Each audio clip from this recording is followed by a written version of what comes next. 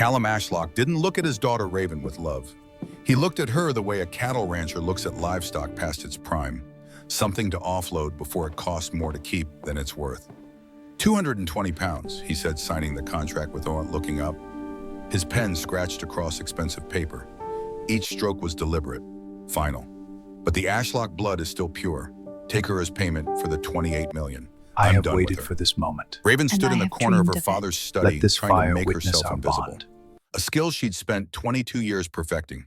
A skill that never quite worked. At 5'6" and a size 18, she took up space whether she wanted to or not.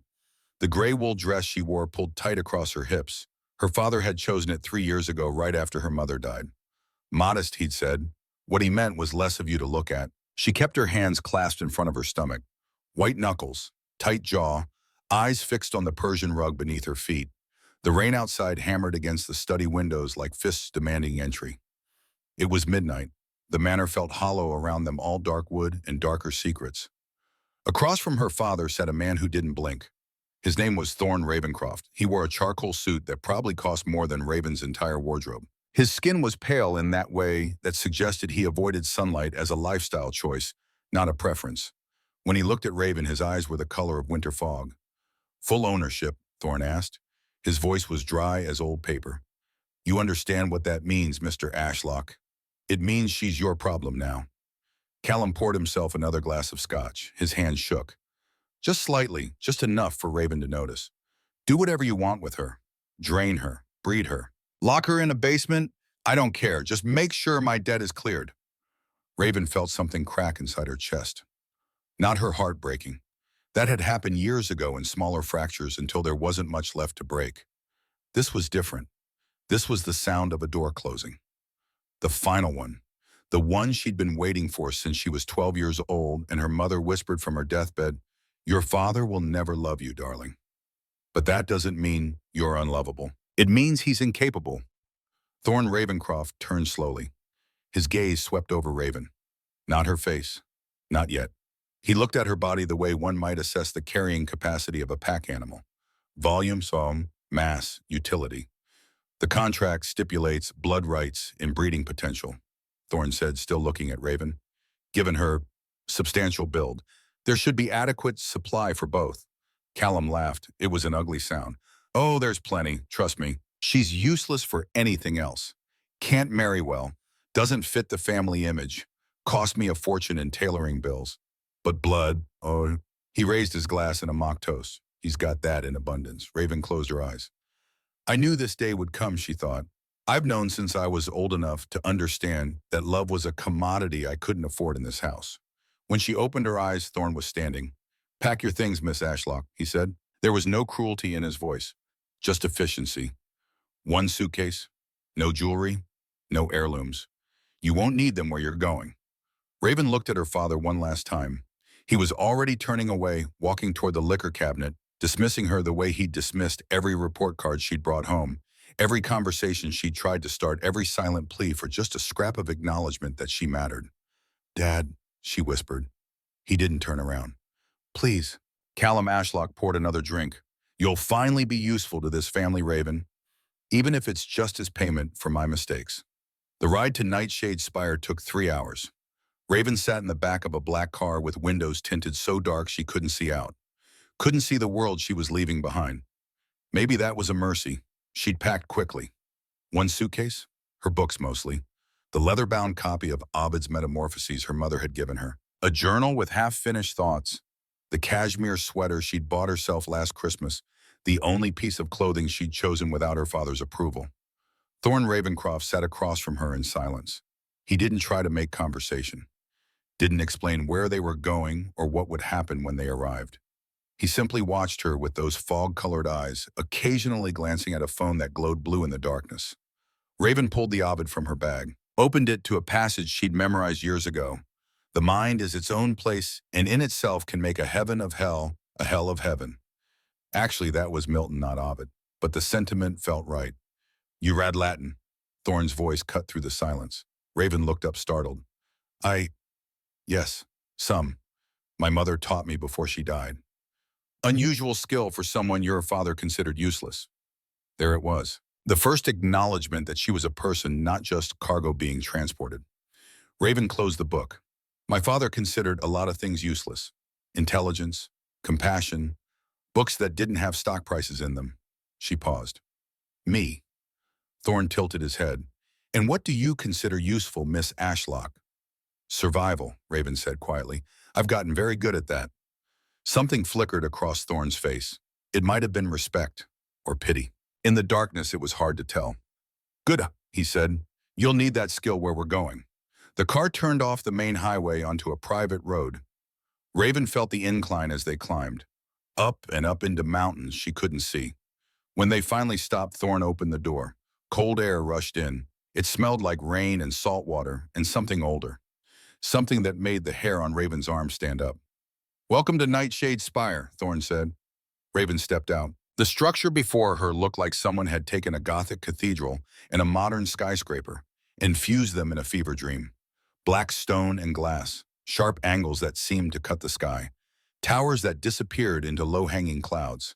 It sat on a cliff overlooking an ocean she could hear but not see. Waves crashed against rocks far below. The sound was constant, hungry. This way. Thorne walked toward massive iron gates that groaned open at his approach. Raven followed, pulling her coat tighter.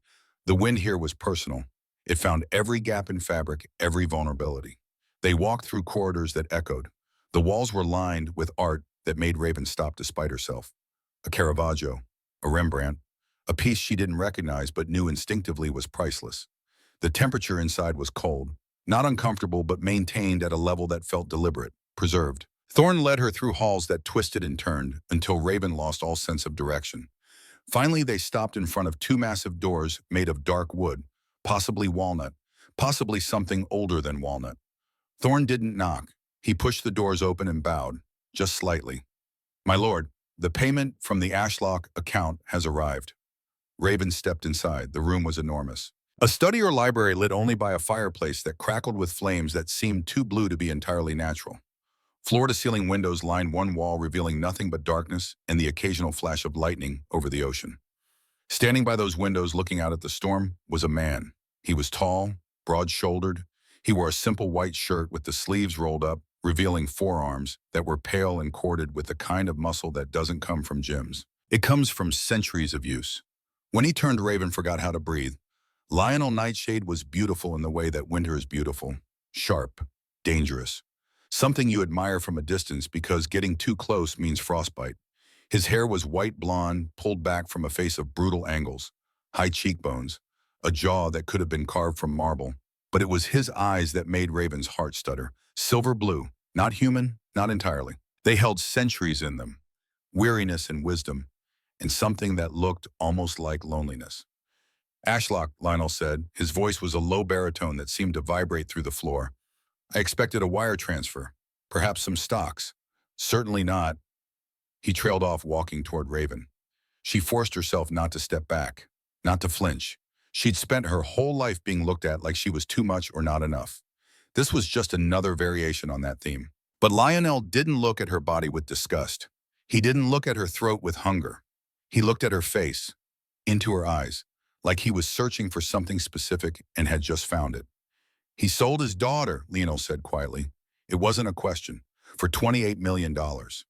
He said I was surplus inventory. Raven's voice came out steadier than she felt. That there was plenty of me to go around. Lionel went very still. The temperature in the room dropped 10 degrees. Frost began to form on the edges of the windows. Look at me, he commanded. Raven had been looking at the floor. An old habit. Make yourself small, draw less attention, survive. But something in his voice made her lift her chin. Their eyes met. Lionel reached out slowly. His hand hovered near her face. Raven's entire body tensed, waiting for the blow. Waiting for the cruel twist of fingers in her hair, the way her father used to grab her when she disappointed him. It never came. Instead, a thumb brushed her cheek. Cool, gentle, wiping away a tear she hadn't realized had fallen. You read Ovid, Lionel said softly. Raven blinked. What? He gestured to the book in her coat pocket. The corner of the leather binding was visible. Metamorphoses, your bag. I saw it when you entered. Yes, Raven whispered. How did you? I was alive when Ovid wrote it. Lionel smiled. It was sad. terrifyingly human. I knew him actually. Arrogant man, brilliant poet, terrible gambler. He dropped his hand. Thorn. Yes, my lord. Prepare the West Tower, the library suite, not the blood vaults. Thorn's composure cracked for the first time since Raven had met him. The library suite, my lord, for the... Lionel's head whipped toward his advisor. His lips pulled back, revealing fangs, long, sharp, the kind that could tear through flesh like paper. A growl tore from his throat. It was a sound that made every primal instinct in Raven's body scream run. She is not livestock, Lionel said, and his voice carried enough power to rattle the windows.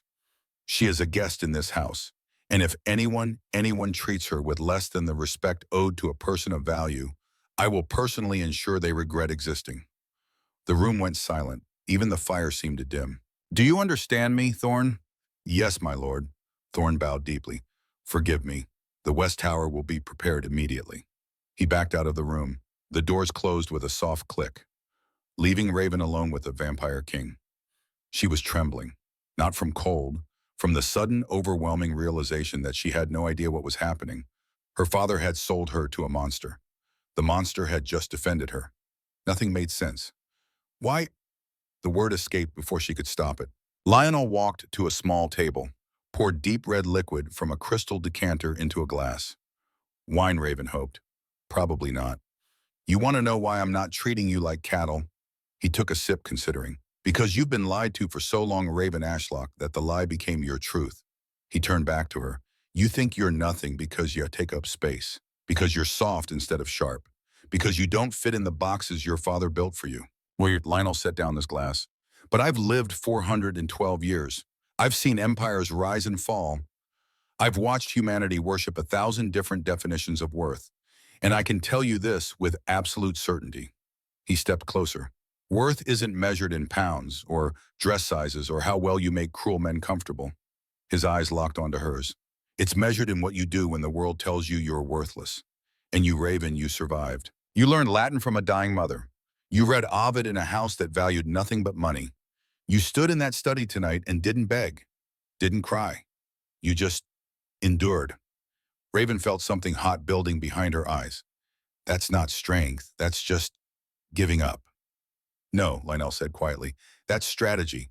That's choosing your battles. That's staying alive long enough to find better ground to fight on. He paused. You're not here to be eaten, Raven Ashlock. You're here because I made a vow 180 years ago to your great-great-grandmother Celestine, and I keep my vows. The world tilted. My, what? Lino walked back to the windows. Lightning flashed, illuminating his profile. Celestine Harrington, before she married and became Ashlock. I knew her. Loved her, actually. She was brilliant, kind, everything good that humanity can be. His voice went soft.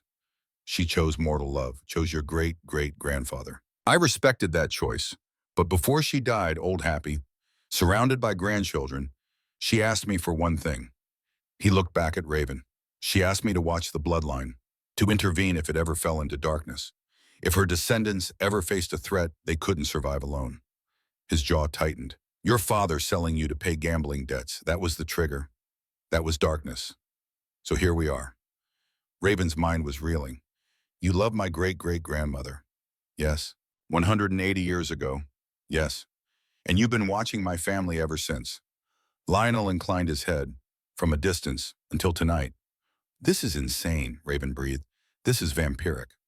Lionel smiled again, and this time it reached his eyes. We're very good at the long game, Raven. Patience is easy when you have centuries. He gestured toward the door. Thorn will show you to your rooms. Rest. We'll talk more in the morning. Raven didn't move. What do you want from me? Want, Lionel considered the question. I want you to sleep in a bed that's actually comfortable. I want you to eat food that wasn't chosen to make you feel guilty. I want you to spend one night not wondering if you're worthless. He paused. And then when you're ready, I want you to remember what Celestine told me before she died. What did she say? Lionel's eyes glowed silver in the firelight. She said the Ashlock women aren't fragile. They're forged. And the ones who survive the fire become something the world has never seen before. He tilted his head. I think you've been in the fire long enough, Raven. Let's find out what you become on the other side. The West Tower Library Suite was larger than Raven's entire childhood bedroom, Floor-to-ceiling bookshelves lined 3 walls. Leather-bound volumes in a dozen languages. First editions, manuscripts, things that probably belonged in museums. The bed was a 4-poster carved from dark wood draped in emerald velvet. The bathroom had a tub big enough to swim in. The closet held clothes in her size. Actually her size, not the size her father wished she was. Raven stood in the middle of it all, suitcase still in her hand, and felt the weight of the last 6 hours crash down on her. She'd been sold, bought by a vampire king, who'd known her great-great-grandmother, who'd just defended her with more ferocity than her own father had shown in 22 years. Raven set down the suitcase, walked to the window. The storm was breaking. Dawn was still hours away, but the rain had stopped. The ocean far below was black and endless. For the first time in as long as she could remember, Raven let herself cry. Not quiet tears, not the kind she'd learned to hide. Real ugly gasping sobs that shook her whole body. She cried for the little girl who'd tried so hard to be good enough. For the teenager who'd skipped meals hoping to disappear. For the woman who'd stood in that study tonight and finally understood that nothing she did would ever make her father love her. She cried until there was nothing left. And then she slept. The first 3 days, Raven barely saw Lionel. Meals appeared at her door. Rich, beautiful food, roasted chicken with herbs she couldn't name. Fresh bread that was still warm, chocolate that melted on her tongue. No one commented on how much she ate. No one watched with that particular expression her father always wore, that mix of disgust and disapproval. She spent the time exploring the library suite, reading, thinking. On the 4th morning, she ventured out. The halls of Nightshade Spire were easier to navigate in daylight. Well, not daylight exactly. The windows were tinted, filtering the sun into something tolerable for the residents who couldn't handle full exposure. Raven found herself drawn back to the study where she'd first met Lionel. The doors were open. He sat in a leather chair by the fireplace reading. When he heard her footsteps, he looked up. Metamorphoses, he said, holding up his own book. A different edition. Older. Book 3, Narcissus and Echo. I always hated this story. Raven stepped inside. Why? Because Ovid got it wrong. Lionel closed the book. He wrote it as a warning against vanity. But I knew Narcissus, the real man. He wasn't vain. He was cursed to see only his own reflection because he'd rejected a god. The obsession wasn't love, it was punishment. That's a much sadder story, Raven said quietly. Most real stories are. Lionel gestured to the chair across from him. Sit, please, I won't bite. It was clearly a joke. Raven didn't laugh, but she sat. You're settling in? Lionel asked. The rooms are beautiful. The food is... Raven trailed off. Why are you being kind to me? Because cruelty is boring. Lionel leaned back. I've seen 4 centuries of it, Raven. Humans hurting humans, vampires hurting everyone. It's exhausting, and it accomplishes nothing except creating more pain. Most people don't see it that way. Most people don't live long enough to see the pattern. His eyes found hers. Your father, the way he treated you. That wasn't about you. It was about him, his failures, his inadequacies, his inability to love anything that didn't reflect his own ego. Raven felt a familiar ache in her chest. How do you know that? Because I've been watching your family for 180 years. Lionel's voice gentled. I saw you at the Hargrave auction 3 years ago. You were bidding on a first edition Bronte. You didn't win. Your father yanked you out of there before the final bid. Said it was a waste of money. Raven went very still. You were there. I bought the book. Lionel stood, walked to a shelf, and pulled down a volume. The first edition Bronte. I've been keeping it for you, waiting for the right time. He handed it to her. Raven took it with shaking hands, opened the cover, saw her own handwriting in the auction notes, the price she'd been willing to pay before her father intervened. Why, she whispered. Because even then I knew. Celestine's bloodline was falling into darkness. Your father was drowning you slowly, and I was waiting for the moment I could intervene without making it worse. Lionel sat down again. When Thorne brought me the contract, when I saw your name on it, I knew. The time had come. Raven looked up at him, this ancient creature who'd loved her ancestor, who'd watched her family for nearly 2 centuries, who'd known she was suffering and waited, planned, cared. I don't understand you, she said. Good, Lionel replied. If you understood me completely after 4 days, I'd be doing something wrong. We have time, Raven, all the time you need. They talked for 3 hours.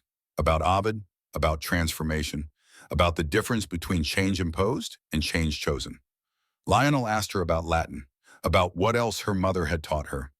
Raven found herself telling stories she'd never shared with anyone. The way her mother would read to her in languages her father couldn't understand, creating secret worlds in plain sight. She sounds remarkable, Lionel said. She was. Raven's throat tightened. She married the wrong man, knew it, stayed anyway. For me, I think, to shield me as long as she could. Mothers often sacrifice themselves that way. Something painful crossed Lionel's face. My own mother did the same. Different century. Same desperate love. Do you miss her? Every day for 400 years. He smiled sadly. Time doesn't heal that wound. You just learn to carry it better. The conversation drifted, turned to art. Lionel had known Caravaggio. Violent man, he said. Brilliant artist, terrible person. The two aren't mutually exclusive, though humans always want them to be. What about you, Raven asked. Are you a terrible person? Lionel's expression went distant. I've done terrible things. Necessary things, I told myself at the time. But necessity doesn't erase the blood on your hands. It just gives you a reason to wash it off and keep going. That's not an answer. It's the only honest one I have. He met her eyes. I'm not good, Raven. I'm old. I've made choices that haunt me. But I try. Every day I try to be better than I was the day before. Some days I succeed. Some days I fail spectacularly. That's all any of us can do, Raven said quietly. Perhaps. Lionel stood. It's late. You should rest. Raven realized the sun had set while they talked. Hours had passed in what felt like minutes. As she walked to the door, Lionel spoke again. Raven, she turned. You asked why I'm being kind to you. The real reason. He looked at her with those ancient, silver blue eyes. Because when I saw you in that study sold like property by a man who should have treasured you, I saw Celestine. Not in your face, in your spine. The way you stood there taking it because fighting would only make it worse. That's not weakness. That's survival intelligence, and I'll be damned if I let another Ashlock woman waste her brilliance trying to make small men feel big. Raven's breath caught. Sleep well, Lionel said. Tomorrow I'll show you the real library. This is just the waiting room. The next 3 days followed a pattern. Mornings in the real library, which was actually a cathedral of books, vaulted ceilings, spiral staircases, manuscripts dating back to ancient Egypt. Lionel would sit across from her, reading, occasionally sharing stories about the books or the people who wrote them. Afternoons, Raven explored. The spire was massive. She found a conservatory with night-blooming flowers, a music room with instruments from every era, a kitchen where staff worked preparing meals she never saw served. The staff were human, thralls, Lionel explained when she asked. Humans who worked for vampires in exchange for protection or money, or sometimes just the thrill of being close to immortality.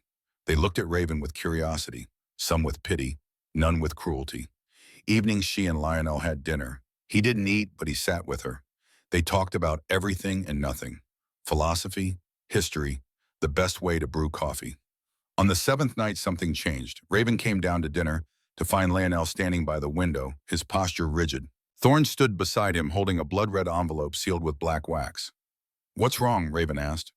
Lionel turned. His expression was carefully neutral, which meant something was very, very wrong. We have a situation, he said. Thorne explained. Thorne stepped forward. Miss Ashlock, are you familiar with the Crimson Covenant? Raven shook her head. They're an organization of ancient vampires who operate outside traditional law. Thorne paused, choosing his words carefully. Brutal. They deal in power, territory, and bloodlines. Something cold settled in Raven's stomach. Bloodlines. They've sent a message. Lionel's jaw tightened. They know you're here, and they know what you are. What I am, Raven's voice rose. I'm human. I'm nobody. That's where you're wrong. Thorne opened the envelope, pulled out a single sheet of parchment, read aloud to Lionel Nightshade, King of the Northern Territory. We know you harbor the Ashlock daughter. We know her true nature. Surrender her within 7 days or face sovereign vex and the full might of the Crimson Covenant. This is not a negotiation. This is a claiming. Silence filled the room. Raven's mind raced. True nature I don't understand. What are they talking about? Lionel and Thorne exchanged a look. Tell her, Lionel said quietly. She deserves to know. Thorne turned to Raven. Your mother, Morgana Ashlock. Before she married your father, she had an affair with a vampire named Lord Thaddeus Vex. The room tilted. That's impossible, Raven whispered. My father is not your biological father, Thorne finished. Callum Ashlock has known this since you were born. It's why he hated you, why he sold you. You're not fully human, Miss Ashlock. You're half vampire. Dormant, but the blood is there. Raven sat down hard. Her legs wouldn't hold her anymore. What? Lionel knelt in front of her chair, took her hands in his. They were cool, steady. Listen to me, Raven. This doesn't change who you are. You're still you, but it does change what you are. And it makes you valuable to people like Sovereign Vex. Who is Sovereign Vex? Thaddeus Vex's brothers, Thorne said grimly, the leader of the Crimson Covenant, and one of the oldest, most powerful vampires in existence. Raven looked down at Lionel's hands holding hers. My whole life, I thought I was just too much, too big, too visible, too wrong. She laughed and it sounded broken. Turns out I was a different species. You're not a species, Lionel said fiercely. You're Raven. You're the woman who reads Ovid and argues with me about Caravaggio and survived 22 years in a house that tried to kill your spirit. That's who you are. The rest is just biology. But they want me, this Sovereign Vex. Why? Because Ashlock bloodline mixed with Vex vampire genetics creates something powerful. Thorne's voice was clinical. A hybrid. Rare. Potentially immortal. Your blood could what? Raven demanded. Lionel's grip on her hands tightened. Could amplify vampire power, make us stronger, faster, nearly invincible, but only if bonded correctly. If forced, if taken against your will, it could kill both you and whoever tries. And Sovereign Vex doesn't care about that. No, Lionel said quietly. He doesn't. Raven pulled her hands free, stood, walked to the window. Outside, the ocean crashed against rocks. Endless, relentless. So my father sold me to you to clear his debt, but I'm actually some kind of genetic gold mine. And now an ancient vampire warlord wants to claim me as property. She turned back. Does my life ever get to be my own? Yes, Lionel said. He stood. Right now, you get to choose. Choose what? Whether you stay or go. Lionel's expression was open, honest. I will not hold you against your will, Raven. If you want to leave, Thorne will arrange safe passage, false identity, money, protection as much as we can provide. You can disappear. Start over. And if you stay, I fight. Sovereign Vex wants you. He'll have to go through me first. And I promise you, Raven Ashlock, I have not survived 4 centuries by losing fights. Raven looked at this vampire king who defended her, fed her, treated her like a person, who was offering her freedom when he could simply lock her away for her own protection and his convenience. If I leave, she said slowly, Vex will hunt me. Forever. Probably, Lionel admitted. And if I stay, you're risking your territory, your people, yourself. For a woman you've known 9 days. Yes. Why? The question that kept coming back. Why would you do that? Lionel crossed the room, stopped close enough that Raven could see the silver flecks in his eyes, close enough to feel the cold radiating from his skin. Because 180 years ago, I made a vow to protect the Ashlock bloodline. Because your great-great-grandmother showed me that humanity at its best is worth any sacrifice. Because I have lived through 40 empires and 1,000 petty tyrants, and I am tired of watching cruel men take what doesn't belong to them. His voice dropped to almost a whisper. And because when I look at you, Raven, I don't see a transaction or a bloodline or a genetic advantage. I see someone who deserves to choose her own fate, finally. For once, Raven felt tears building again. I'm tired of running. Then don't. I'm tired of being afraid. Then stay. Let me show you what it's like to be protected instead of threatened. Raven took a shaking breath. What happens if Vex comes? I'll kill him, Lionel said simply. Or die trying. Either way, you'll be free. She should have been terrified, should have run, should have taken the escape he was offering and never looked back.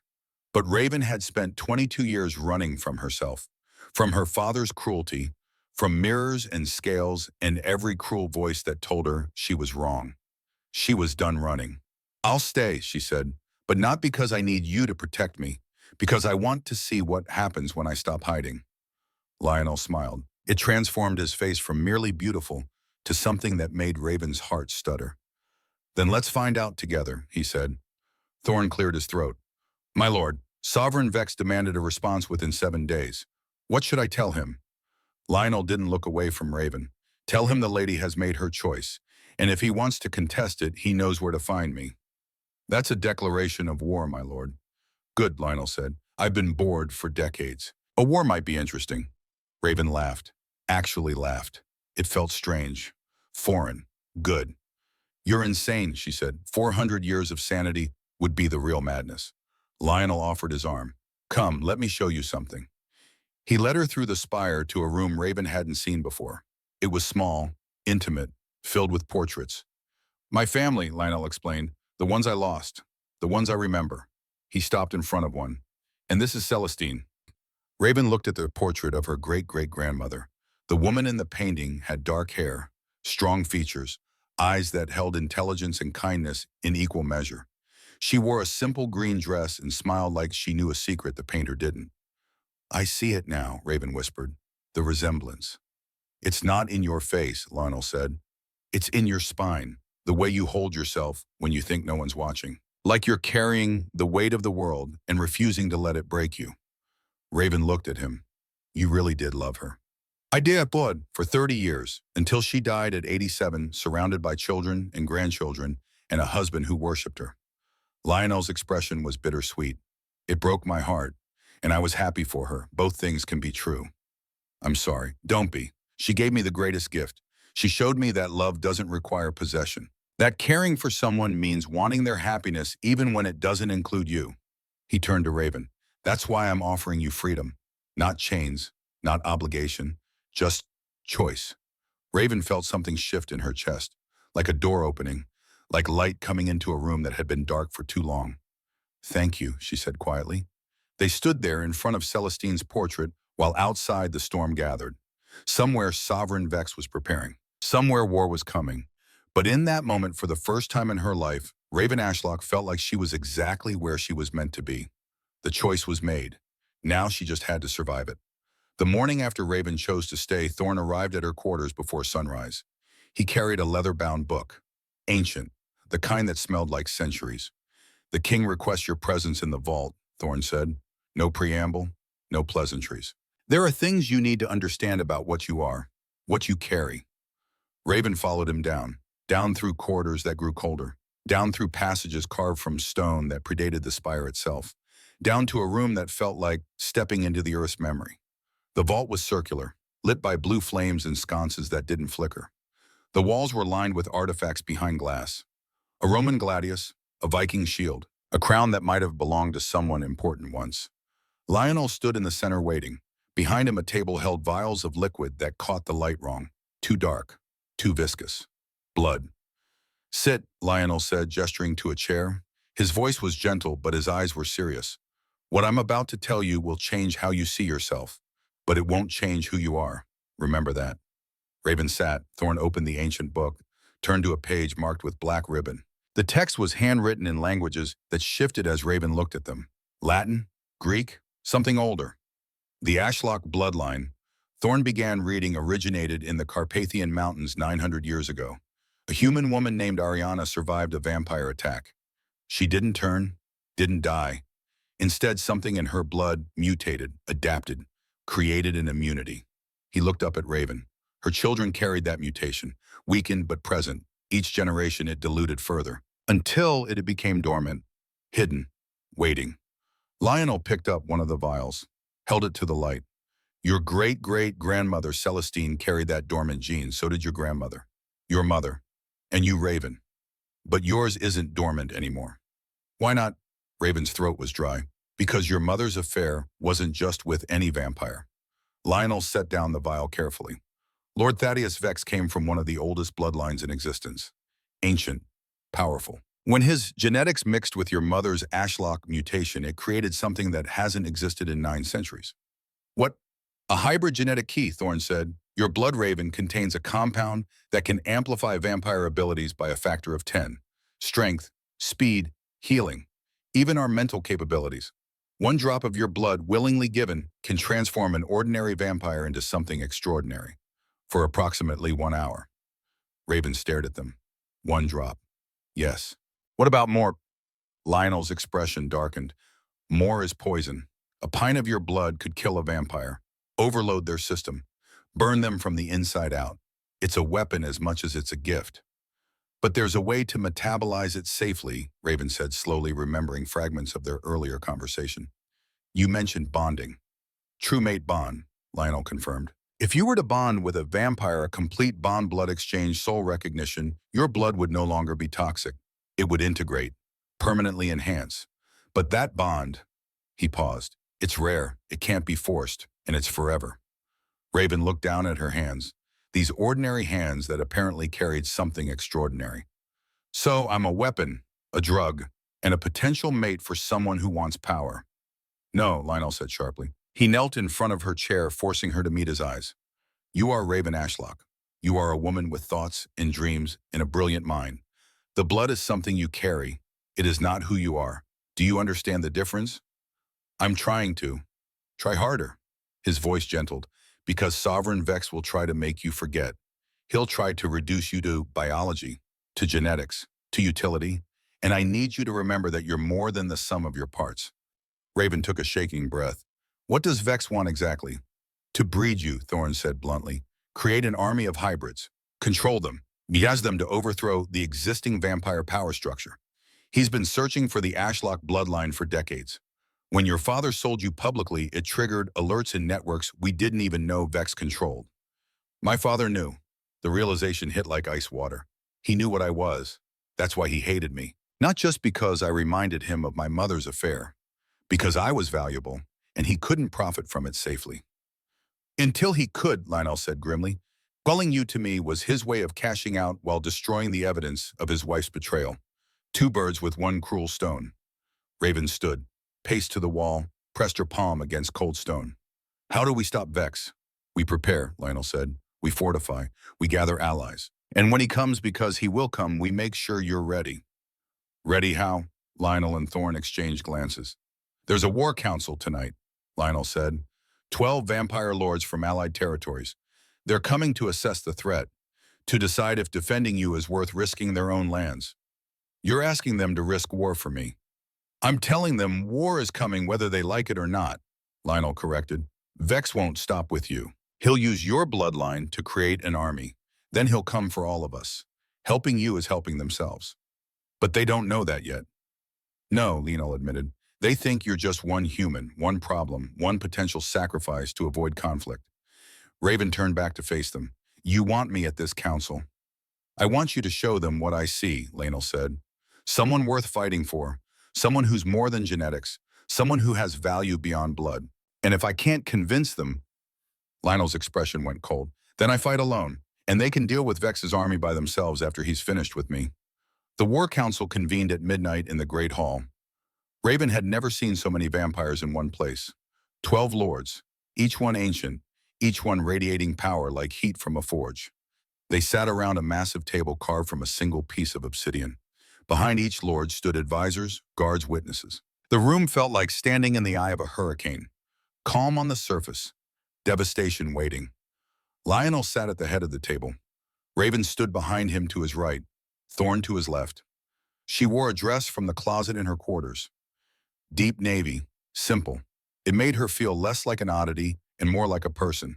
Small victory. She'd take it. Gentlemen, Lionel said, his voice carrying effortlessly through the hall. Thank you for coming on short notice. You've all received Thorne's briefing. You know what we're facing. We know what you claim we're facing, said a vampire with silver hair and a scar across his throat. One human with modified blood. Hardly seems worth mobilizing for. Lady Morgrave's daughter is not one human, Lord Ashford, Lionel said coolly. She's a hybrid carrier with the ability to amplify our abilities. Sovereign Vex knows this. He's already sent his ultimatum. War is coming to my doorstep. The question is whether you'll stand with me or explain to your territories why you let Vex create an unstoppable army. Another vampire leaned forward, younger looking, sharp features. The question, Nightshade, is whether this girl is worth dying for. We've seen your projects before, your humanitarian efforts, your soft spot for strays. Laughter rippled through some of the lords. Raven felt her face burn. General Draven, Lionel said, and his voice dropped 10 degrees. Choose your next words very carefully. General Cale Draven stood. He was tall, broader than Lionel. He wore military dress from some era Raven couldn't place. His eyes were the color of old gold. I'm simply saying, Draven continued, walking around the table toward Raven, that you've asked us to risk our armies, our territories, our very existence for this substantial investment. He stopped in front of Raven, looked her up and down with undisguised contempt. Tell me, Nightshade, how much did you pay per pound? The room went silent. Raven felt every eye on her, felt the weight of judgment, the same judgment she'd felt her entire life. Too big, too visible, too much. Old instincts screamed at her to shrink, to apologize, to make herself smaller so these powerful men would feel bigger. But she'd left that woman behind in her father's study. General Draven, Raven said, her voice steady, you command 12,000 soldiers. Is that correct? Draven's eyes narrowed. 13,000. What's your point, girl? My point, Raven said, stepping forward, is that a general who judges enemy capabilities by appearance rather than strategy has probably lost more battles than he's won. Underestimating payload capacity is how wars are lost, General. Not won. Draven's face darkened. You dare. Raven pulled a small knife from her sleeve, the silver one Thorn had given her that morning for exactly this purpose. She drew it across her palm. Blood welled up. Dark, rich. The scent hit the room like a tidal wave. Every vampire froze. Their eyes went black, pupils dilating, ancient hunger rising to surfaces they'd spent centuries learning to control. This, Raven said, holding up her bleeding palm, is what Sovereign Vex wants. This is what you're debating the value of. 1 drop gives you 10 times your normal power. 1 pint kills you. And Vex doesn't care which happens to you as long as he can weaponize it. She looked directly at Draven. So tell me, General, am I still just substantial investment? Or am I the difference between your 13,000 soldiers having a fighting chance or becoming casualties in Vex's war for genetic domination? Draven stared at her bleeding hand. His jaw worked. He was fighting the urge to move closer, to taste, to take. Every vampire in the room was fighting the same battle. Lionel stood slowly. That's enough, Raven. He pulled a white handkerchief from his pocket, wrapped it around her palm with deliberate care. The moment her blood was covered, the tension in the room decreased. Slightly. Gentlemen, Lionel said, his voice carrying an edge that could cut stone, you've now experienced firsthand what the Crimson Covenant wants to control. Imagine an army where every soldier has access to that power. Imagine Vex turning your own territories against you with promises of enhancement. Imagine trying to defend your lands when the enemy is 10 times stronger, faster, and has no moral qualms about using humans as disposable resources. He looked around the table. This isn't about saving one woman. This is about preventing the next 1,000 years of vampire history from being written by a tyrant who sees all of us as pawns in his genetic experiment. Lord Ashford cleared his throat. You make a compelling argument, Nightshade, but the question remains, is she willing, or are we defending property that doesn't want to be defended? All eyes turned to Raven. This was the moment, the choice that would determine whether she had allies or faced Vex alone with only Lionel beside her. Raven unwrapped her hand. The cut was already healing, slower than a vampire's would, but faster than human normal. Hybrid genetics at work. I didn't ask to be born with this blood, she said quietly. I didn't ask for my father to sell me. I didn't ask for Sovereign Vex to decide my genetic code makes me his property. But I'm here, and I'm done letting other people decide what I'm worth or what I'm for. She met each lord's eyes in turn. You want to know if I'm willing to fight? Yes. You want to know if I'm worth defending? That's not my question to answer, that's yours. But I can tell you this, I've spent 22 years surviving men who thought I was worthless. I got good at it.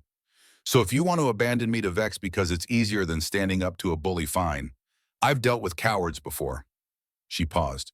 But if you stand with me, I'll make you a promise. This blood you all want, I'll use it. Not to create weapons, to defend lives. Every drop I give willingly will be to protect the people who protected me first. That's worth more than any genetic advantage. That's called loyalty. Silence. Then Lord Ashford laughed. It was a dry, rasping sound. Well, she has spine. I'll give her that. More than spine, another lord said. She has courage and wit, rare in humans, rarer still in those who've been broken young. I'm not broken, Raven said firmly. I'm forged. Lionel's hand found the small of her back. A brief touch. Grounding. Vote, he said. Stand with us against Vex, or stand aside and hope he doesn't come for you next. The vote was 11-1. Only Draven voted to abandon her. But 11 was enough. After the council dispersed, Lionel found Raven on the tower balcony. She stood at the railing looking out at the ocean. The wind pulled at her hair. The moon was full, silver on black water. You were magnificent in there, Lionel said. Raven didn't turn. I was terrified. I know, that's what made it magnificent. Courage isn't the absence of fear, Raven. It's being afraid and doing it anyway. He moved to stand beside her, Raven. You won them over. That's no small feat. All except Draven. Draven has his own demons. He lost someone to a hybrid experiment centuries ago. He sees you and sees that loss. It's not about you. Everything's always about something else, Raven said quietly. My father hated me because of my mother. Vex wants me because of genetics. The council supports me because of strategy. When does someone just see me? Lena was quiet for a long moment. Then I see you. Raven turned. He was looking at her with those silver blue eyes that held centuries. But in that moment, they also held something softer. Something that made her breath catch. I see someone who reads Ovid at midnight, Lionel said softly. Who argues about Caravaggio with the passion of a scholar. Who stood in front of 12 vampire lords and refused to be diminished. Who cut her own hand open to make a point about worth. He paused. I see Raven. Not genetics, not bloodlines, just you. Something warm unfurled in Raven's chest. Thank you, she whispered. Don't thank me for basic decency. Lionel turned back to the ocean. But you're welcome anyway.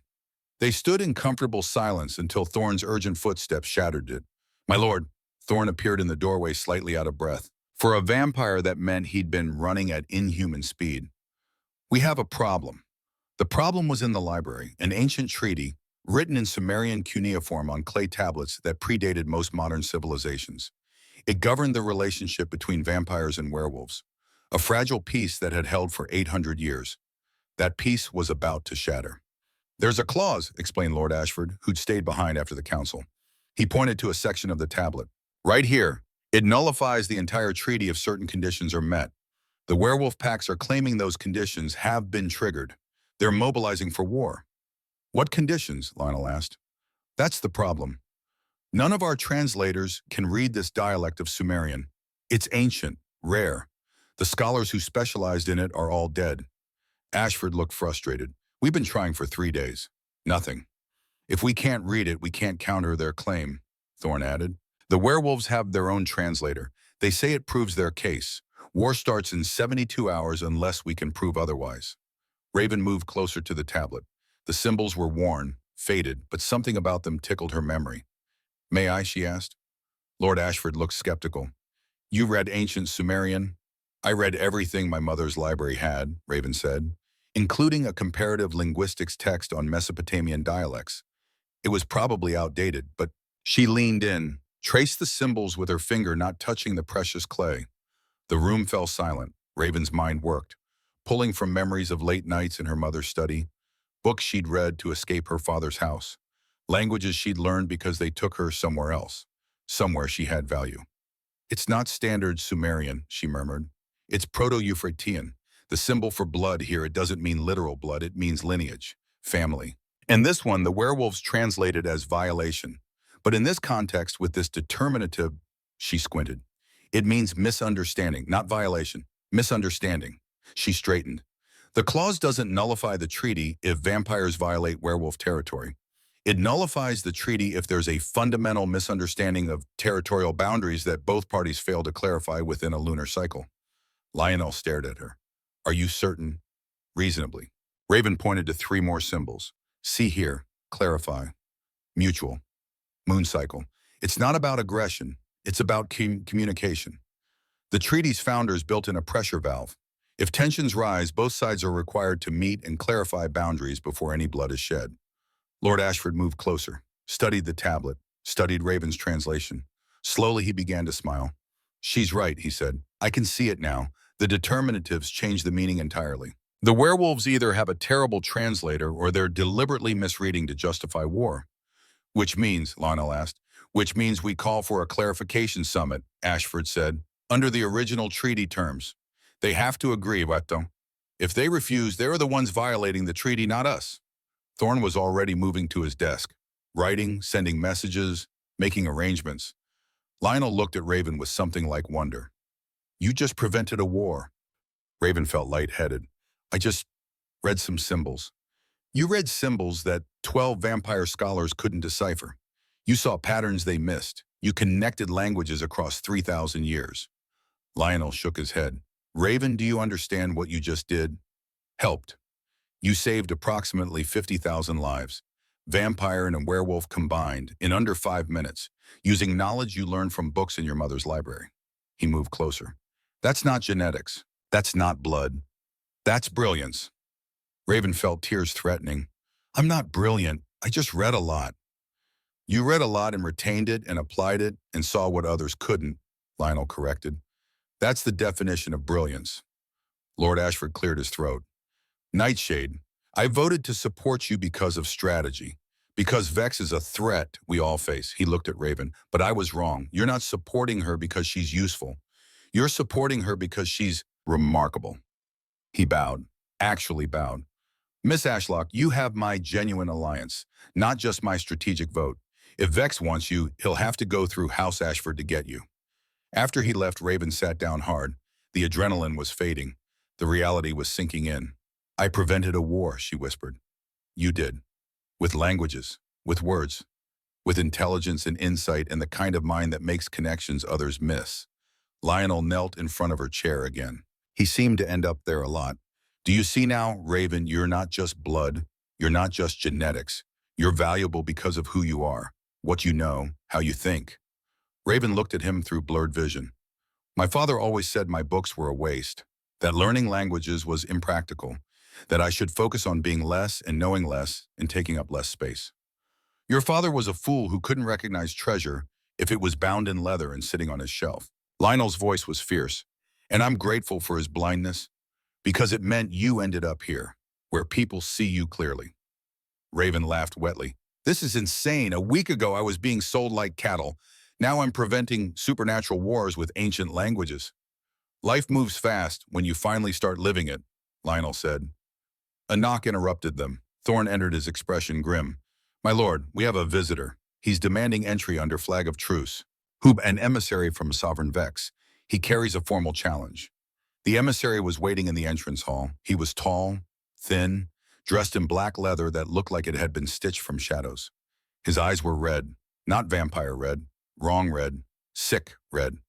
Lionel Nightshade, the emissary said. His voice sounded like gravel scraping bone. Sovereign Vex sends his greetings and his terms. I don't negotiate with tyrants, Lionel said coldly. This isn't a negotiation. The emissary pulled a scroll from his coat, unrolled it. The parchment was stained with something dark. This is a blood challenge, formal combat under the old laws. You versus Sovereign Vex. Winner claims the Ashlock hybrid and rights to North American territory. And if I refuse, then Vex brings his entire army to your doorstep. Every vampire he controls, every human thrall, every creature that owes him blood debt. He burns Nightshade's spire to bedrock and takes the girl from the ashes. The emissary smiled. It was not pleasant. Either way, she belongs to him. You just get to choose how many people die first. Raven felt ice in her veins. Lionel's expression didn't change. Terms: single combat, underground blood pit beneath the old Roman ruins, neutral territory, fight to permanent death, beheading and heart removal, witnessed by all interested parties. The emissary's red eyes found Raven. The prize attends, non-negotiable. When 3 nights from now, sunset, the emissary dropped the scroll. It landed at Lionel's feet. Sovereign Vex looks forward to adding your territory to his collection, and the girl to his breeding program. He turned and walked out. The doors slammed behind him. Silence filled the hall like water filling a drowning man's lungs. My lord, Thorn said quietly, you can't seriously be considering.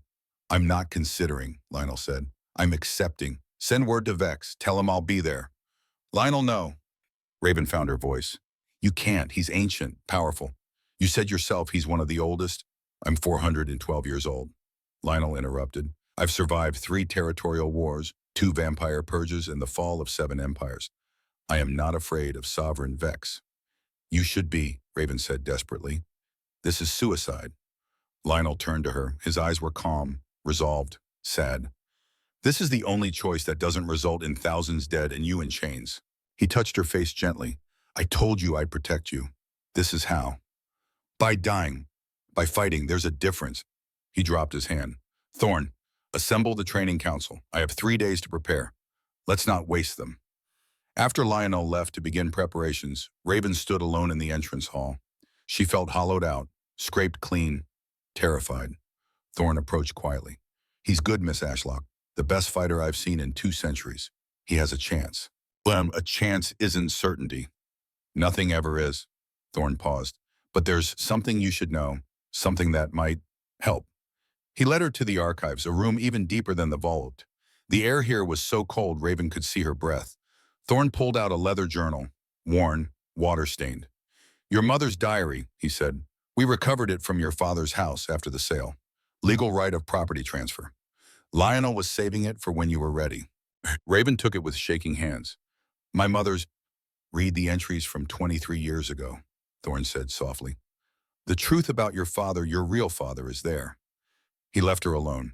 Raven sat on the cold floor, opened the diary, found the right year, her mother's handwriting. Familiar, achingly so. The entries started innocent. Daily life, complaints about Callum's drinking, worries about money. Then, met someone today. Thaddeus, he's kind, impossibly kind. I know what he is. He told me straight away. But there's something gentle in him that Callum will never have.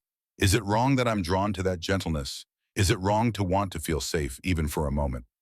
Raven kept reading. The affair lasted 3 months. Her mother fell in love. Thaddeus fell harder. Then Thaddeus told me about his brother today. Sovereign Vex. The things he said made my blood run cold. Vex wants to breed an army. Control the vampire world through genetic manipulation. Thaddeus has been hiding from him for decades. He says if Vex ever found out about us, about what we mean to each other, he'd use it. Use me. Turn our love into a weapon. I told him I'm pregnant. He cried. Actual tears. Blood tears. He said it was the most beautiful and terrifying thing anyone had ever told him. That he wanted to be a father but couldn't risk it. That Vex would hunt the child forever if he knew. We have to end this. For the baby's safety. For mine. For his. Tomorrow I tell Callum the baby is his. Tomorrow I lie to save all of us. The next entry was dated a week later. Thaddeus is dead. Vex found him. Killed him. I don't know how. I don't know why now. But I got a message through channels I won't name. One word, sorry. He died protecting the secret of our daughter. He died so Vex wouldn't hunt her. I'm naming her Raven. After the bird that carried messages between us during our brief bright time together. She'll never know her real father. She'll never know she was born from love, not convenience. But maybe that's safer. Maybe unknowing is the only protection I can give her. The final entry Raven read was dated 2 weeks before her mother's death. Callum knows. He's known since Raven was born. He sees Thaddeus in her eyes, the silver flecks, the way she looks at the world with such intensity. He hates her for it, hates me for it. But he won't divorce me because scandal is worse than resentment in his world. I'm dying. The doctors say 6 months. I won't tell Raven.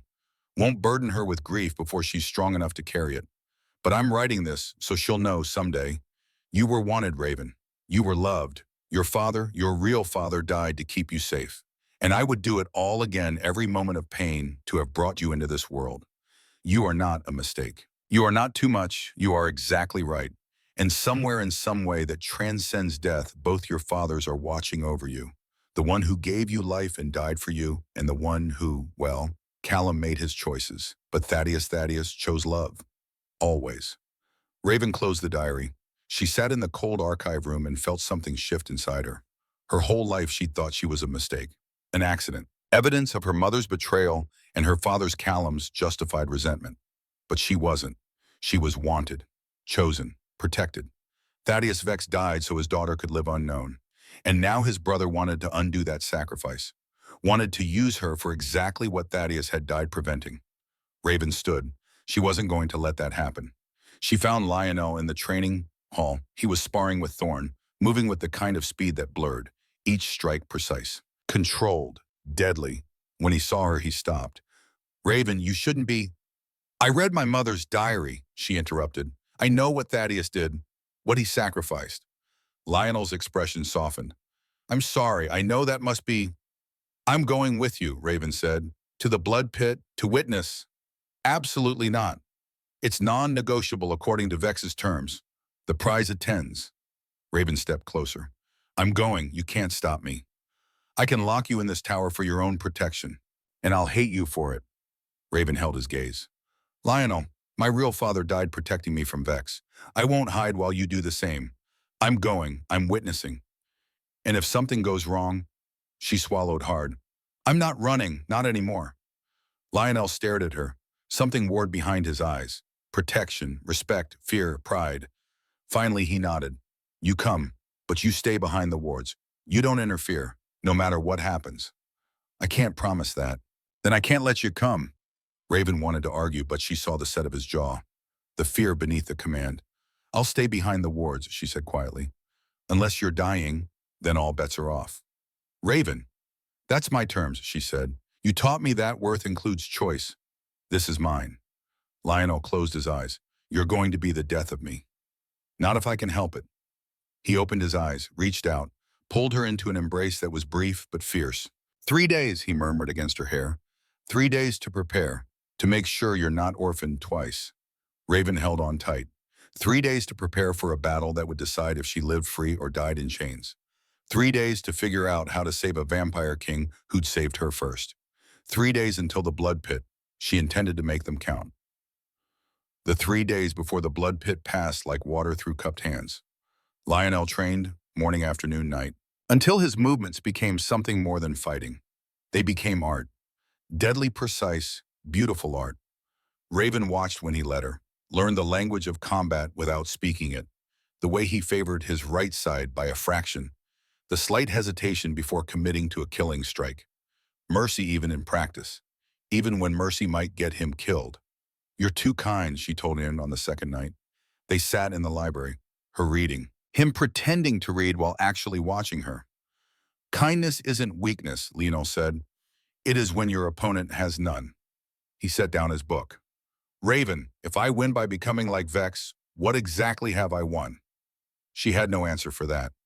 On the third day, Thorn brought news. 500 confirmed witnesses, he reported. Every major vampire house, werewolf pack representatives, witch covens. The supernatural world will be watching. Good, Lionel said. Let them watch. Let them see what happens when tyrannists try to claim what isn't theirs. That night, Raven couldn't sleep. She found herself wandering the halls, not to the portrait room this time, but to the tower balcony where she'd stood with Lionel after the war council. The ocean below was restless. Black waves tipped with silver foam. The moon was waning. Soon there would be darkness. Couldn't sleep either. Raven turned. Lionel stood in the doorway, white shirt, dark pants, hair loose around his shoulders. I'm scared, she admitted.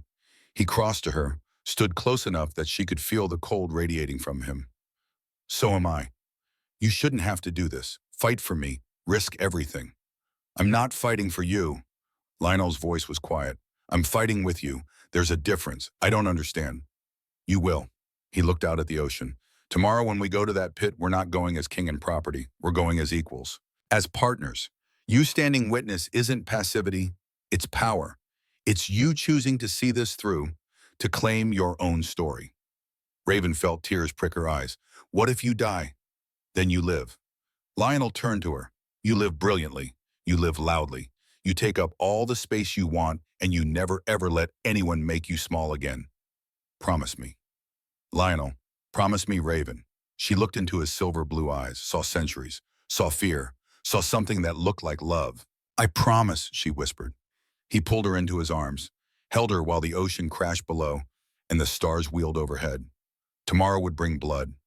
Tonight they had this. It had to be enough. The blood pit was older than most civilizations. Raven stood at the entrance and felt the weight of history pressing down. This was a place where gladiators had died for entertainment, where slaves had fought for freedom they'd never win, where blood had soaked into sand so many times the ground itself was stained dark. Now it would host one more battle. The pit was underground, a massive circular arena carved from stone. Tiers of seating rose up the walls.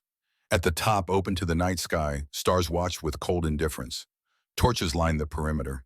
Their light flickered orange and red, dancing, hungry. 500 witnesses filled the seats, vampires in formal dress, werewolves in leather and fur, witches in robes that whispered secrets, humans who served as thralls there to witness history they'd never be allowed to speak of. Raven walked to her designated spot, behind a line of salt and silver, Protective wards that would keep her safe from collateral damage, keep her from interfering, keep her from saving Lionel if things went wrong. Thorne stood beside him. His face was carved from stone. "He's fought worse," he said, though his voice carried doubt. "You're a terrible liar." "I know." Thorne's hand found hers, squeezed briefly. "But he's fighting for you. That makes him dangerous in ways Vex can't anticipate." The crowd went silent. Lionel entered from the west gate. He wore no shirt, only black pants and boots. His skin was pale in the torchlight, every muscle defined, every scar visible. Centuries of violence written on his body in faded silver lines. His hair was tied back. His eyes were focused, calm. He looked at Raven, just once. A glance that said everything words couldn't. Then he turned to face the east gate. It opened. Sovereign Vex stepped into the light, and Raven's blood turned to ice. He was massive, 7 feet tall, shoulders like a bull, skin the color of old leather. His eyes were black, not just dark, black like voids, like looking into nothing and feeling it look back. He wore armor, actual armor, plates of metal that looked ancient, Roman maybe, or older. In his hand he carried a sword, ceremonial, etched with symbols that hurt to look at. "Nightshade," Vex said. His voice was gravel and broken glass. "You should have given me the girl. This didn't need to happen." "She's not property to give," Lionel replied. His voice was steady, strong. "She's a person, with rights, with choices, concepts you abandoned sometime in the last 7 centuries. Vex laughed. It echoed off stone. "The bleeding heart king, always so noble, always so soft. That's why you'll lose tonight. Because you still believe in things like rights and choices. I believe in power, and I take what I want." "Then come take it." An arbiter stepped forward, a vampire so old his skin was translucent. His voice rattled like wind through dead trees. "The challenge is issued and accepted. Combat to permanent death. Beheading and heart removal required for victory. No interference from witnesses. No mercy. Fight until one cannot continue." He raised a gnarled hand. "Begin." They moved. Lionel struck first, fast. A blur of motion aimed at Vex's throat. Vex blocked. The clang of metal on metal rang out. They separated, circled. The crowd held its breath. Raven's nails dug into her palms. She forced herself not to look away, forced herself to witness. Lionel attacked again. A combination. High, low, feint, real strike. Each movement precise, calculated, beautiful and deadly. Vex absorbed the hits. He was slower but stronger. Each of his strikes carried enough force to shatter stone. When he swung, the air whistled. They fought like this for minutes that felt like hours. Lionel drawing blood. Small cuts, strategic wounds, weakening his opponent with precision. Vex ignoring the damage. Pressing forward, using his strength, his absolute lack of anything resembling fear. Then it shifted. Vex caught Lionel's arm. Twisted. Raven heard the bone crack from 50 feet away. Lionel grunted. Pulled free. His left arm hung wrong. Broken. Healing already, but not fast enough. "There it is," Vex said. "The weakness. You're good, Nightshade. But I'm better. I'm stronger. And I'm willing to do what you're not." He lunged, caught Lionel across the chest. Claws raked deep. Blood poured, dark. Too much. Lionel stumbled back, pressed his hand to the wound. His healing was slower now. The damage too severe. The energy cost too high. Vex stalked forward. "I'm going to kill you. Then I'm going to tear that girl. I'm going to breed her until she gives me the army I need. And you know what the beautiful part is?" He smiled. It was the worst thing Raven had ever seen. "She'll be awake for all of it. I'll make sure she remembers you. The king who died failing to protect her." Lionel's eyes flashed silver. "You talk too much." He moved, faster than before, ignoring the pain, ignoring the blood loss. He got inside Vex's guard, struck at the throat, at the eyes, at every vulnerable point he could find. But Vex was ready this time. He caught Lionel, lifted him, slammed him into the ground so hard the stone cracked. Lionel didn't get up. Vex stood over him, placed one massive foot on Lionel's chest, pressed down. Ribs cracked. Lionel's breathing turned wet. Labored. "Any last words, Nightshade?" Lionel looked past Vex, found Raven in the crowd. His eyes met hers. "I'm sorry," he mouthed, and Raven felt something inside her shatter. Not her heart. That would be too simple. This was deeper. This was the part of her that had spent 22 years being told to stay quiet, stay small, don't make waves, let other people fight while she survived by being invisible. That part of her died. What rose in its place was fury. Raven moved before thought could stop her. She stepped over the salt line, through the wards, into the pit. Raven, no, Thorne's voice, distant, irrelevant. The crowd gasped. 500 witnesses watching a human break the oldest rule. No interference. Vex turned, saw her, smiled that horrible smile again. The prize delivers herself. How convenient. Raven pulled the silver knife from her belt, the same one she'd used in the War Council, the one Thorne had given her for protection. She didn't hesitate. She drew it across her forearm, deep, deeper than necessary. Blood welled up, poured out, ran down her arm and dripped onto the sand. The scent hit the arena like a bomb. Every vampire froze. Their eyes went black, ancient hunger rising, uncontrollable. Vex's foot lifted from Lionel's chest. He stared at Raven's bleeding arm. His nostrils flared. Ashlock Vex hybrid blood, he breathed. I can smell the power, the potential. You want it. Raven held out her arm. Blood dripped steadily. Come get it. Vex released Lionel, took a step toward Raven. Lionel tried to move, tried to stand, but his body was broken, healing too slowly. He could only watch as Vex stalked toward the woman he'd failed to protect. Raven, run, Lionel gasped. Please. Raven ignored him, kept her eyes on Vex. My father, my real father, was Thaddeus Vex, your brother. You killed him to keep him from protecting me. Her voice was steady, clear. You spent 22 years hunting me, waiting for this moment. Well, here I am. Come take what you think you own. Vex lunged, but he'd made a mistake. He'd forgotten about Lionel. And Lionel, broken ribs, and all moved. He grabbed Vex's ceremonial sword from where it had fallen, surged to his feet through sheer force of will, through love, through rage, through the absolute refusal to let Raven sacrifice herself alone. The blade took Vex through the back, burst through his chest, pinned him in place 3 feet from Raven. Vex looked down at the sword, back at Lionel, shock in his black eyes. You were dying, he said. I was dying for her, Lionel corrected. His eyes weren't silver blue anymore. They were black silver, pure power, pure fury. But she gave me a reason to get back up. He twisted the blade. Vex screamed. Lionel pulled the sword free. In one smooth motion, he brought it around. Vex's head separated from his shoulders. The body fell. Lionel stood over it, bleeding, broken, victorious. He dropped to his knees. The sword clattered to the ground. Raven ran to him. Lionel, oh God, Lionel, stay with me. He looked at her, tried to smile, failed. I told you not to interfere. I don't take orders well. Raven pressed her hands to the wound on his chest. Blood poured between her fingers. Too much, too fast.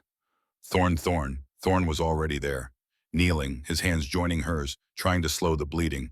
The blood loss is too severe, Thorne said. His voice cracked. Even for a vampire, he's not healing fast enough. Then make him heal faster. Raven's vision blurred with tears. I can't. Only a mate bond can... Thorne stopped, looked at Raven, at the blood still dripping from her arm. Unless... Unless what? Complete the bond. Exchange blood. His healing will accelerate. Yours will integrate. You'll both survive. But Raven, you'll transform. You'll become what your genetics have been waiting for. Hybrid. There's no going back. Lionel's hand found Raven's, weak, shaking. Don't, he whispered. Don't give up. Your humanity. For me. My humanity. Raven laughed through tears. Lionel, you showed me I was more than human before we knew I had vampire blood. You showed me I was worth something. That I mattered. You think I'm giving that up? She pressed her bleeding forearm to his mouth. Drink. Raven. Drink or die. Those are your options. Choose. Lionel held her gaze. Silver blue eyes full of pain and love and desperate hope. He drank. 3 pulls. Deep. Shuddering. His wounds began to close. Skin knitting. Bones fusing. The hybrid blood working through his system like wildfire. Now you, Thorne said. He lifted Lionel's wrist to Raven's mouth. 1 drink. That's all it takes. Raven looked at Lionel, at this vampire king who'd fought for her, protected her, seen her. I choose this, she said. I choose you. She bit down. His blood was cold, metallic. It tasted like winter and starlight and 400 years of memory. She swallowed. For a moment, nothing happened. Then her heart stuttered, stopped, started again wrong, slower, harder, each beat deliberate. Her vision sharpened. She could see individual grains of sand, could hear heartbeats from witnesses 50 feet away, could smell fear and excitement and blood and smoke.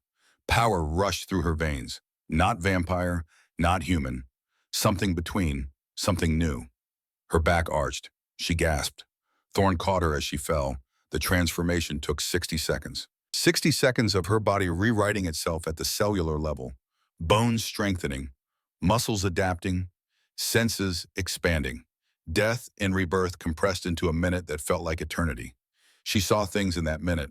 Her mother, smiling, holding a baby raven and whispering, "You were always meant for extraordinary things." Thaddeus Vex, her real father, a kind face she'd never known.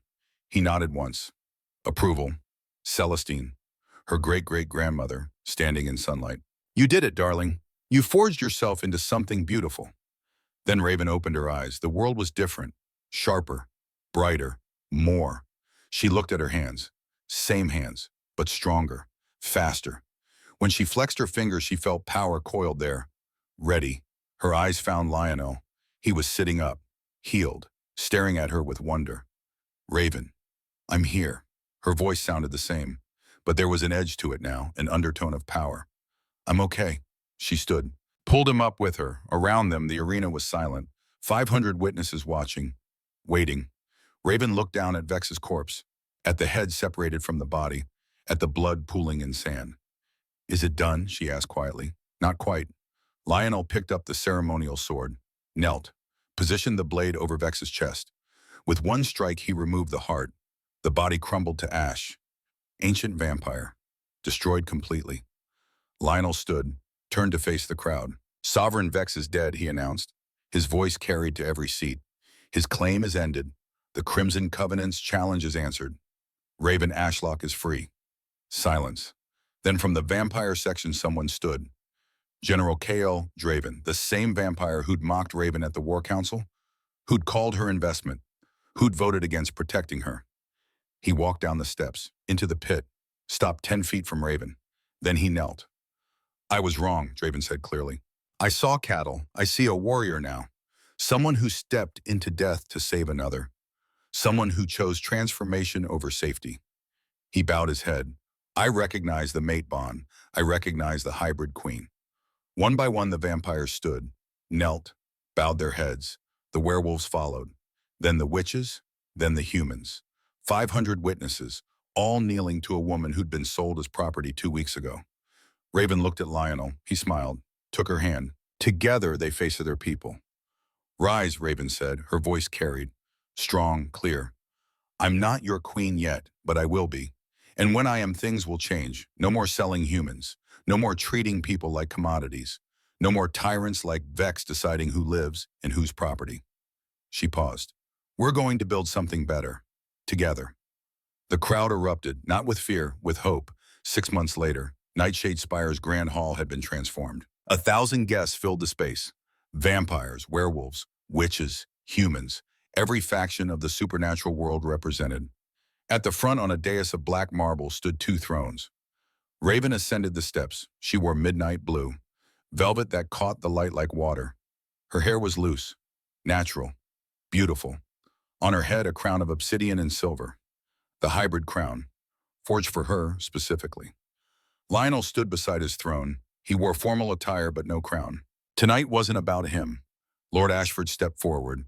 He held a scroll, the formal decree. By unanimous vote of the assembled houses, he read, "We recognize Raven Nightshade as hybrid sovereign of the North American territories, first of her kind, protector of the bond between species, queen of the new era." He knelt, presented the scroll. Raven took it, looked out at the assembly, 1,000 faces looking back, some friendly, some neutral, some still skeptical, but all here, all witnessing. The ceremony was brief, formal words spoken, oaths sworn, the crown placed upon her head with deliberate care. When it was done, Raven stood, walked to the balcony. 1,000 guests followed. The dawn was breaking, the sky turning from black to gray to gold. As a hybrid, Raven could stand in sunlight, Lionel still couldn't, but he stood in the doorway behind her, close enough to hear, far enough to stay safe. The crowd gathered on the terrace below, looking up, waiting. Raven gripped the balcony railing, looked out at faces old and new, at the world she was about to lead. She thought of her mother, of Thaddeus, of Celestine, of every person who'd told her she was too much. Then she spoke. 22 years ago, Raven began, her voice carrying across the silent crowd. My mother held me when I was born. She looked at my father. My real father, Thaddeus Vex, and said, she's perfect. He cried, blood tears, because he knew he'd have to leave us to keep us safe. She paused, let the words settle. My mother died protecting the secret of what I was. Thaddeus died defending it, and the man who raised me sold me because of it. For 22 years, I thought being sold meant being worthless, that taking up space was a crime, that being too much meant being wrong. Raven's voice strengthened, but I was wrong. Being sold just meant I ended up somewhere I could finally be valued. She touched the crown on her head. This crown isn't about power. It's about proving that worth isn't assigned by cruel people. It's recognized by kind ones. I stand here because people saw me. Not my blood, not my genetics, me and them. She looked at Lionel in the doorway, at Thorne beside him, at Draven in the crowd, at Lord Ashford, at every person who'd stood with her. They said I was too much, too big, too visible, too wrong. But you, she gestured to the assembled crowd, you saw too much and thought just enough. You saw different and thought extraordinary. The sun broke over the horizon. Golden light flooded the balcony. Raven stood in it, bathed in dawn, a hybrid queen who could walk in daylight. Behind her, Lionel stepped back into shadow. But he smiled, because his queen could stand in both worlds. So if you're watching this, Raven said, her eyes blazing silver gold, if you're someone who's been told you're too much, too broken, too wrong, remember this. She lifted her chin. Let the sunlight paint her face. The people who say you're too much are just too small to contain you. In their opinion, she smiled, it's worthless. The crowd erupted, cheers, applause, stamping feet that shook the ground.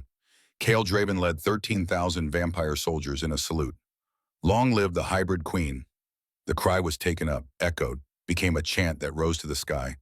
I'm Raven Nightshade, she said over the noise. Hybrid queen, daughter of two worlds, survivor of cruelty, believer in kindness. She raised her arms. The crowd went silent. And I'm not too much, her voice rang out clear and strong. I'm exactly right. The sun climbed higher. Raven stood in its light while Lionel watched from shadow. The celebration would continue for hours. There would be feasts, dancing, declarations of loyalty. But in this moment bathed in dawn, Raven Nightshade felt something she'd never felt before. Complete. Somewhere 2,000 miles away, Callum Ashlock sat in a federal prison cell. 25 years for human trafficking. No parole. A small television flickered on the wall. Grainy, poor reception, but clear enough to show his daughter's coronation. Clear enough to see her crowned queen. Clear enough to see her surrounded by people who chose to kneel, who chose to follow, who chose to love. Everything he'd never given her, everything he'd never been capable of giving. An inmate walked past, saw what Callum was watching. Hey, ain't that your kid? The man asked. The one on the news, the vampire queen. Callum didn't answer. The inmate laughed. Man, you really screwed up, huh? Could have had a queen for a daughter. Instead, you're in here with us. Karma's a bitch. He walked away. Callum stared at the screen, at Raven in her crown, at the smile on her face, at the love in Lionel's eyes when he looked at her, at everything he'd thrown away. The television flickered, changed channels. The moment was gone. Callum was alone with his choices, with his regrets, with 25 years to think about the daughter he'd sold and the queen she became anyway. Back at Nightshade Spire, the sun climbed higher in the sky. Raven stepped back from the balcony, into Lionel's arms. You were magnificent, he said quietly. I was terrified. That's what made it magnificent. He kissed her forehead.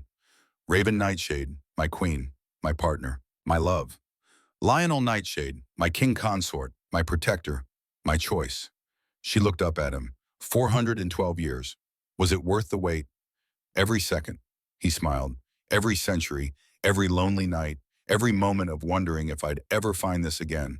It led me to you. So yes, worth it. Raven stood on her toes, kissed him. Outside, the world was changing, new alliances forming, old prejudices fading. A hybrid queen on the throne meant anything was possible. But in this moment, there was just them. Two people who'd found each other against impossible odds, who'd chosen love over fear, who'd proven that worth isn't given, it's recognized. And Raven Nightshade, once Raven Ashlock, once the girl sold for $28 million, was finally completely perfectly home. The story of how the unwanted daughter brought a king to his knees was complete, but the story of what they'd build together, that was just beginning. And it would be extraordinary.